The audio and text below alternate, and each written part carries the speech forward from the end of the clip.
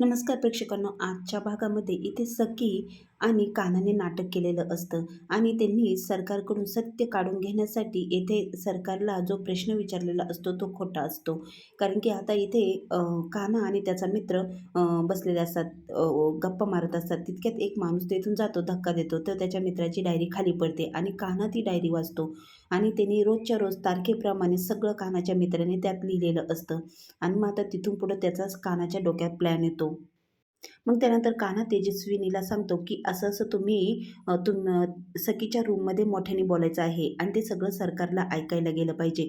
आता राघव सरांना डायरी लिहिण्याची सवय होती असं तुम्ही म्हणायचं आहे. हा फोटो पुढे धरायचा आहे आणि असं बोलायचं आहे.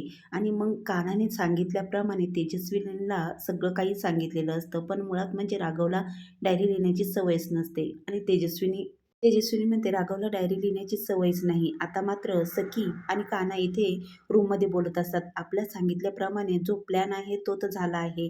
आता सरकार खरं उत्तर देऊ शकलेली नाही आणि त्या डायरीमध्ये कान्हाने जे लिहिलेलं असतं ते सगळं खोटं असतं. कारण की कान्हाने डायरी लिहून ठेवलेली असते आणि एक डुप्लिकेट सर्टिफिकेट हॉस्पिटलचं त्यामध्ये ठेवलेलं असतं. आता कान्हा सखीला सांगत असतो आणि प्लॅनिंगप्रमाणे मी केबिनमध्ये गेलो आणि ती डायरी तिथे ठेवली. आता मात्र सरकारने ती डायरी शोधली आणि त्या डायरीत जे वाचलं त्याचप्रमाणे ते लिहिलं. तेव्हा आता सखी म्हणते, "असं काहीच माझ्या बाबांच्या लाईफमध्ये घडलं नव्हतं. कडूदुधीमुळे ते कधीच सीरियस झाले नव्हते. पण आता मात्र इथे कान्हा म्हणतो, सरकारचा विश्वास बसलेला आहे. आता मात्र ती त्या डायरीतून बघून आपल्याला सगळं काही सांगणार आहे." पण मग आता सखी म्हणते, की "बरं, माझा प्रश्न अजून राहिले आहे. मला त्यांना काही प्रश्न विचारायचे आहे."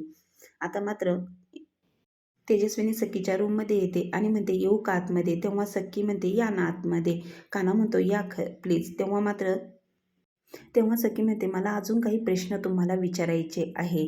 आणि मग इकडे सरकार मात्र ती डायरी बघत असते. तर सरकार म्हणते, "बरं झालं कानाने त्या शोरूममध्ये ती डायरी ठेवली आणि ह्या डायरीतूनच मला खरे मी या डायरी वाचूनच मी या खऱ्या प्रश्नांपर्यंत पोहोचू शकले आहे. ही डायरीच मला मदत करणार आहे." आणि या डायरीत लिहिल्याप्रमाणे सरकारने उत्तरं दिलेली असतात. पण आता सरकार म्हणते, "या व्यतिरिक्त या डायरी व्यतिरिक्त जर तेजस्विनी आणि सखीमध्ये काही बोलणं झालं असेल आणि तेच प्रश्न सखीने जर विचारले आणि त्याची उत्तरे मला देता येणार नाही, पण मला हार मानायची नाही. या डायरीत लिहिल्याप्रमाणे मी सगळे याची उत्तरे देऊ शकेन.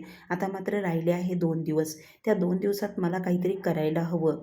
आता मात्र येथे तेजस्विनी सखीने लिहिलेले प्रश्न वाचते आणि मग ती म्हणते, की ह्या प्रश्नाचे उत्तर आणि मग जत्रेत गेलो. जत्रेचा प्रश्न सखीने विचारलेला असतो. मग आता तेजस्वी म्हणते, "ज्यावेळी आपण जत्रेत गेलो ना, त्यावेळेस सखीला मला वाटलं ती पाळण्यात बसेल, अजून काही-काही मागेल, पण सखीने त्याबद्दल काहीही विचारलं नाही." तर सखीला बघायचा होता मौतचा कुहा. आम्ही आता तिकडे गेलो आणि तिकीट काढायला गेलो, पण तिथे खूप गोंधळ उडालेला होता, गर्दी झालेली होती आणि मग तो गोंधळ बघून सखीने माझा हात सोडला आणि मग मी घाबरले, सखी कुठे गेली? आणि पण त्या गोंधळामध्ये असं कळलं की एक गाय सुटलेली आहे, बेभान पळत आहे आणि मग मी सखीला सैरावैरा शोधू लागले आणि मग त्यानंतर सगळी गर्दी हळूहळू शांत व्हायला लागली आणि ते गाईचं वासरू आणि गाई तिथे होते आणि मग त्यानंतर सखी तिथे उभी होती आणि त्या गाईच्या वासरावरून त्याच्यावर हात फिरवत होती आणि मग माझ्या जीवात जीव आला. असे सखीची अशी खोडकर होती. तेव्हा कान्हा म्हणतो, "अजूनही काही तिची सवय गेलेली नाही आहे, तशीच आहे." तर सखी म्हणते, "तू शांत बस तू बोलू नकोस काही." असं सखी म्हणते. त्यानंतर मग सखी तिच्या आईला म्हणते, की आपण त्यानंतर आईस्क्रीम खाल्ल्या आणि मग तेजस्विनी म्हणते, की "हो, 9 फ्लेवरच्या आईस्क्रीम तुम्हाला खाऊ घातल्या." आणि दोघीही गप्पांमध्ये इतक्या मग्न होतात, की एकमेकींना टाळी देऊन त्या बोलत असतात. तेव्हा मात्र सखी त्या गप्पांमध्ये हरवून गेलेली असते. आता अ, आता तरी मला आई म्हणशील का? आता झोप, खूप रात्र झाली आहे. गुड नाईट म्हणून तेजस्विनी तेथून निघून जाते आणि मग सखीला काय करावं काहीच कळत नाही. ती कानाच्या गळ्यात पडून रडत असते. इकडे गौतम मात्र म्हणत असतो, की सरकारचा काहीतरी डाव आहे आणि हे सगळं सरकारने घडून आणलेलं आहे. तेव्हा परशुराम म्हणतो, की पण आता हे कसं? वहिनी तर उत्तर दोघींनीही उत्तर सेम दिलेलं आहे. आता मात्र आपण कुणाला ठरवणार आहे, की वहिनी कोण आहे ते?